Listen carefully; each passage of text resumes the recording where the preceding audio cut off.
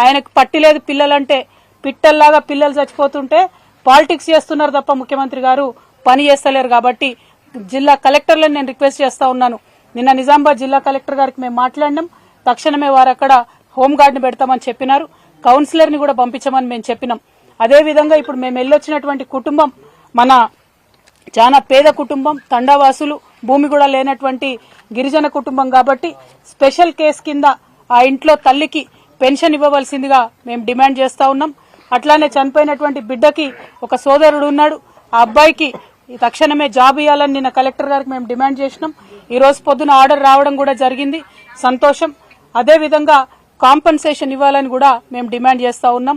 BC welfare hostel నుంచి, BC welfare శాఖ నుంచి, విద్యాశాఖ నుంచి, అట్లానే ఇంకా ఇతరత్ర ఎట్లా ఇస్తారో తెలియదు కానీ 15 లక్షల రూపాయలు ఆ కుటుంబానికి ఇవ్వాలని చెప్పి మేము డిమాండ్ చేస్తా ఉన్నాం ఈ సందర్భంగా. అదేవిధంగా మరి చాలా అంశాలు అక్కడ తండావాసులు మాకు చెప్పడం జరిగింది. ఆ అంశాలన్నిటి పట్ల కూడా ప్రభుత్వం శ్రద్ధ పెట్టి తక్షణమే ఒక డబుల్ బెడ్రూమ్ ఇల్లు ఆ కుటుంబానికి మంజూరు చేయవలసిందిగా కూడా ఈ సందర్భంగా మేము డిమాండ్ చేస్తా ఉన్నాం. ఇవాళ నిజంగా తెలంగాణ సమాజానికి చాలా బాధగా నేను విజ్ఞప్తి చేస్తా ఉన్నా. ఒక్క 2-3 నెలలు ప్రభుత్వం ఫోకస్ చేస్తే ఈ పరీక్షల సమయంలో, ఈ టెన్షన్ సమయంలో పిల్లలకు ఇబ్బంది కాకుండా కాపాడుకోబడతాం. కాబట్టి దయచేసి ముఖ్యమంత్రి గారికి ఇదివరకు కూడా చెప్పినాం, ఇది రాజకీయాలకు చేయాల్సినటువంటి అంశం కాదు. చేతులు జోడించి విజ్ఞప్తి చేసినాం సూర్యాపేట పోయినప్పుడు, 2 ఆడపిల్లలు చనిపోయినప్పుడు.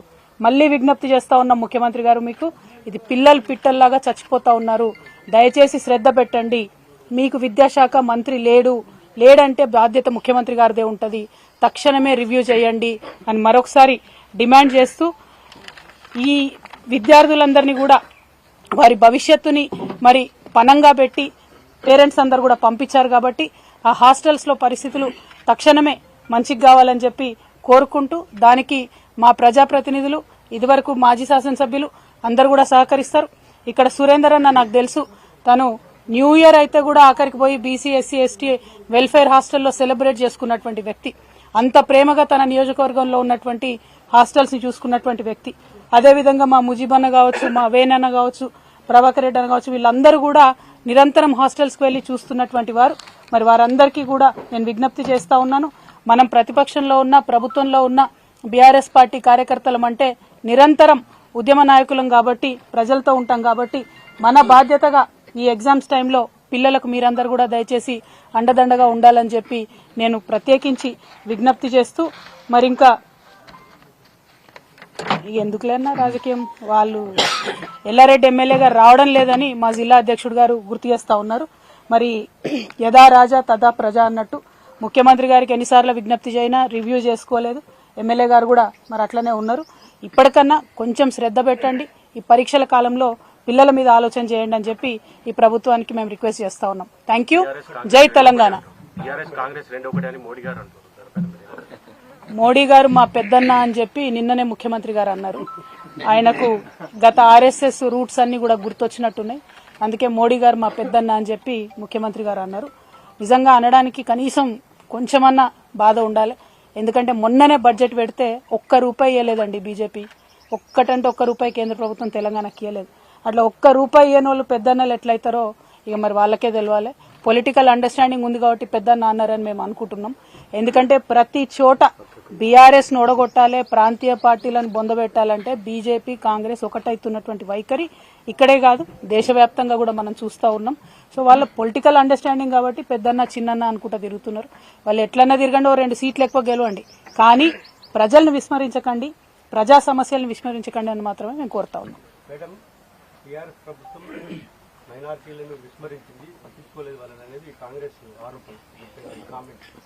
కామారెడ్డిలో షబ్బీర్ అలీ గారు అని పెద్ద నాయకులు ఉంటారండి. వారు కూడా ఇవాళ కేసీఆర్ గారి మీద కూడా ఏదో స్టేట్మెంట్ ఇచ్చారు, నేను చూసిన. केसीआर साहब बहुत मीठे बातें करके माइनॉरिटियों को गुमराह करे बोल के उन्होंने स्टेटमेंट दिए। मैं शब्बीर भाई से यही पूछना चाह रही हूँ, शब्बीर भाई आप याद करिए, माइनॉरिटी डिक्लेरेशन करके आप दिए, उसमें क्या दिए शब्बीर भाई? माइनॉरिटियों के लिए अलग से 1.5 लाख शादी मुबारक देते, ऊपर से 1 तोला सोना देते बोल के बोले। आज तक किसी शादी में जाके कांग्रेस पार्टी की तरफ से एक भी चेक दिए क्या? 1 तोला सोना किसी को दिए क्या? माइनॉरिटी डिक्लेरेशन में जितने भी इश्यूज बोले, इमामों को, मौजनों को तनख्वाह देते बोले, बढ़ाते बोले, बच्चों को सेपरेट स्कॉलरशिप देते बोले, 4000 करोड़ बजट में रखते बोले, कितना रखे है ना, 2000 करोड़ भी पूरा पूरा नहीं रखे। और शब्बीर भाई उल्टा आज भी केसीआर साहब के ऊपर रो रहे। मैं बोल रही हूँ ना साहब, इनको हजम नहीं हो रही है चीज की, सरकार में आए कैसे। अभी तक वो खुद हैरान है कि हम लोग सरकार में हैं। अभी तक ऑपोजिशन पार्टी के जैसा इनका रवैया है, ऑपोजिशन पार्टी के जैसा इनका बर्ताव है, जिसके वजह से लोगों को बहुत ज्यादा नुकसान हो रहा है। यही हमारा कंसर्न है। माइनॉरिटियों के वास्ते हमेशा हमेशा केसीआर हमदर्द रहे हैं। बीआरएस पार्टी माइनॉरिटियों के वास्ते काम करने वाली पार्टी है। आगे चल के भी हमारा रवैया वैसे ही रहेगा। Thank you. What is it? Congress government trying to implement the LRS. Well అంతకుముందు ఎల్ఆర్ఎస్ ఇంప్లిమెంట్ చేస్తాము అని చెప్తే కోర్టుకు పోయి మరి ఆపినటువంటి నాయకులు కాంగ్రెస్ పార్టీ నాయకులు. ఆనాడు ఏమన్నారు, నో ఎల్ఆర్ఎస్ నో బీఆర్ఎస్ అన్నారు.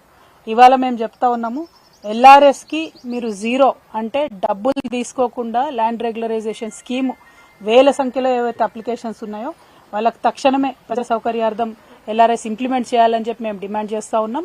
మా గౌరవ పార్టీ అధ్యక్షులు నిన్న పిలిపించారు. రేపు బీఆర్ఎస్ పార్టీ నుంచి అన్ని మున్సిపాలిటీలలో కూడా రాష్ట్ర వ్యాప్తంగా ధర్నా చేయబోతా ఉన్నాం.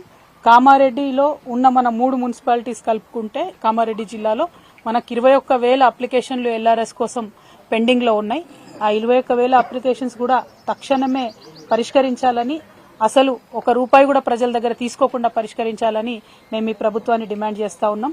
ఆనాడు మీరు చెప్పిందే మీకు ఇవాళ చెప్తా ఉన్నాం, నో ఎల్ఆర్ఎస్ నో కాంగ్రెస్ అనే పరిస్థితి వస్తుంది పార్లమెంట్ ఎన్నికలలో. కాబట్టి ఖచ్చితంగా ₹0 ఎల్ఆర్ఎస్ మీరు చేయాలని చెప్పి డిమాండ్ చేస్తా ఉన్నాం. దానికి సంబంధించి రేపు రాష్ట్ర వ్యాప్తంగా ధర్నా జరుగుతుంది. మన కార్యకర్తలు నాయకులందరూ కూడా ప్రజల పక్షాన నిలబడి ఈ ధర్నాను విజయవంతం చేయవలసిందిగా నేను రిక్వెస్ట్ చేస్తా ఉన్నాను. Thank you. జై తెలంగాణ.